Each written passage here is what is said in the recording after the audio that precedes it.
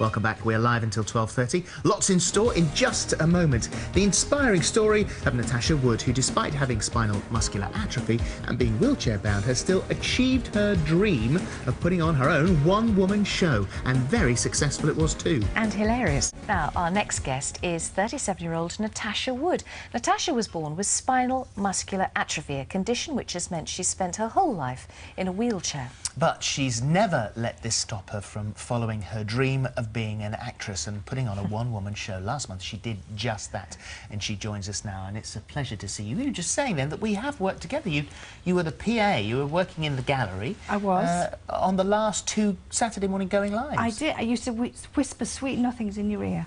Now and you didn't even know it. Oh, you see, now I recognise the voice now. See? What is spinal muscular atrophy? It's a genetic disorder that affects the muscles, that basically the signals from the spinal cord aren't going up to the brain, which then supposed to send them to the muscles. So it basically is an overall weakness of muscles. Right. So essentially, I couldn't quite pick that glass of water up just there. I'd have to grab it in 2 hands, but so it's an overall weakness. But you have feeling in your legs Full and arms. feeling, and I can move them, but I can't lift them. So absolutely full feeling.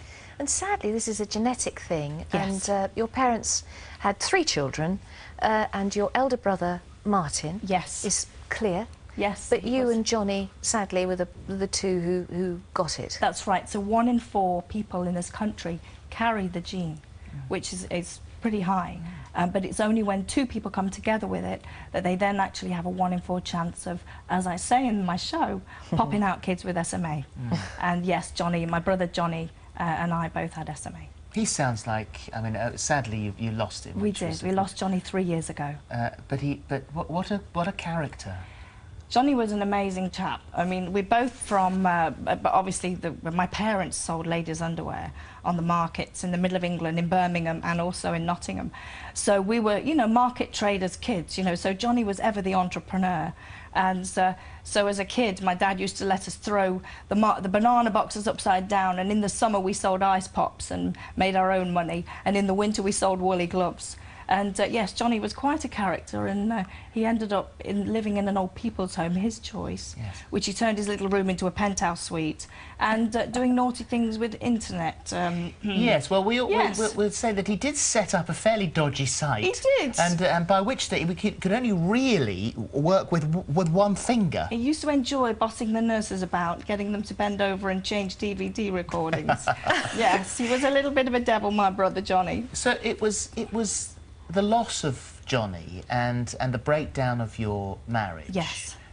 Your husband, you describe as a hero. It's lovely. You say you wore him out in the end. I think I exhausted him, yes, with all my antics of let's go here, let's do this, let's go here. Yeah, absolutely. So it was those 2 momentous occasions in your life that set you off on a different track. Yes.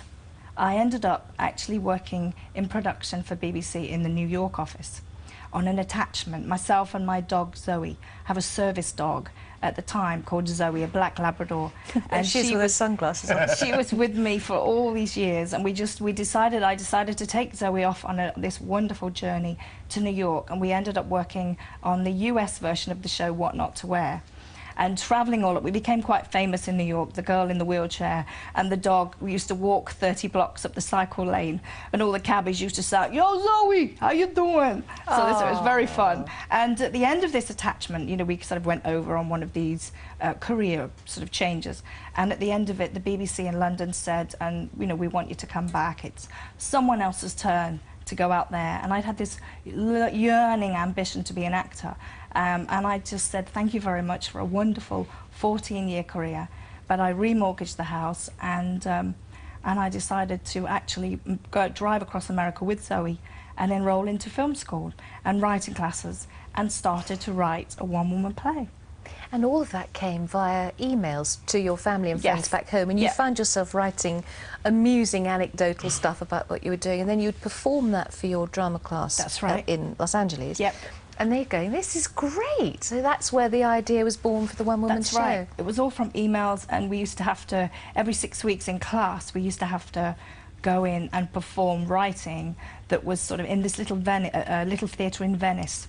and we'd go in, and these audience was just fantastic. So we'd have 20, 30 people, Americans, and they would come in, they'd pay to see the show, to see the performance reading, and they would laugh and cry and laugh and cry, and after a few of those I thought, okay, I think we might have something here.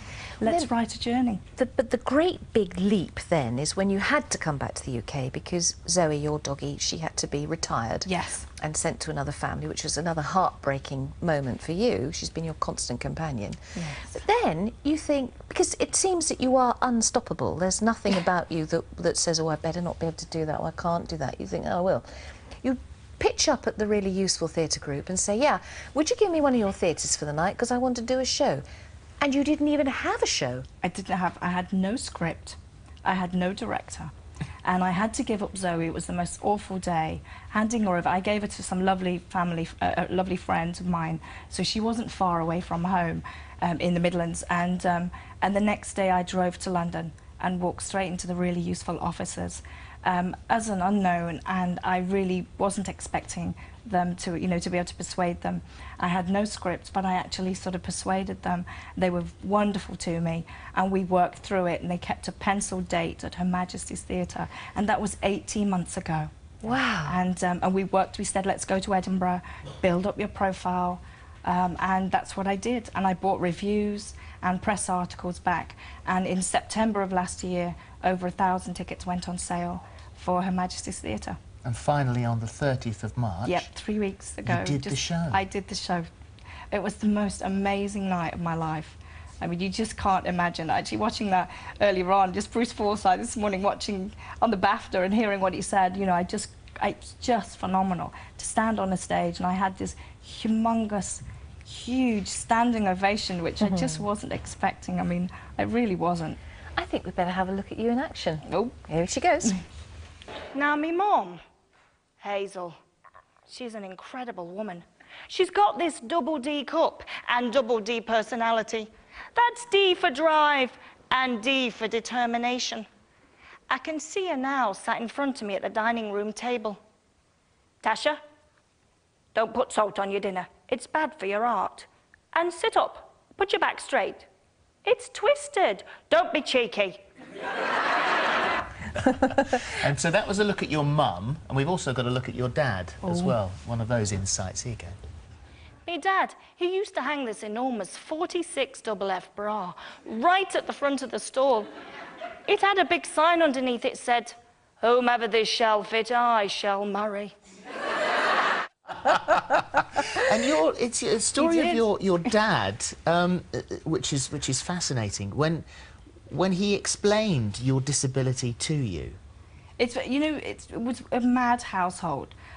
Johnny and I, we just literally, I mean, we're talking about an old barn door with holes in. Dad used to jump on it, put it on the side of an old VW van, and Johnny and I would just career up the van and, you know, into the back of this van with bras everywhere. You know, every time he turned a corner, these bras would fly over us, you know, or it was just hysterical, and there was no safety. Every time we turned Dad to shout, "Are you all right in the back?" "Yeah, we're fine," and on we'd go again. And he described you when you were younger as being broken. Just my dad said, "We bought you in a store. You know, toy department, top shelf." I said, "How much for?" "Very cheap on account you were broken."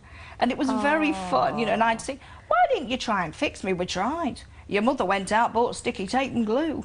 You know, and it was this ongoing. Dad was just full of humour, and you knew very little, you know, you just knew that it was just a fun existence. Yeah. There was no talk of disability. We just, Johnny and I don't think we ever realised, you know, there was nothing that we ever wanted to do that we just didn't just go and do. So much so that you've treated yourself to a little bit of cosmetic surgery. Just a little bit here and there. Are you prepared to tell us? Can we share with it? I did. I was brought up with a mum with double D cup, and I didn't get it. I remember the first boyfriend saying, "Didn't get them from your mother, did you?" And finally, just a few years ago, I managed to buy myself a new set of boobs. Yes. I'm very proud of them, I am too. Very good. Yep. Congratulations. Thank you very much indeed. So where do you go now? What's the future for you now? Well, we've got very exciting news. I just applied for a UK film funding, a UK Film Council funding, and they've been sort of in talks with me and talking about the possibility of moving on the stage play onto a film. So that's really exciting.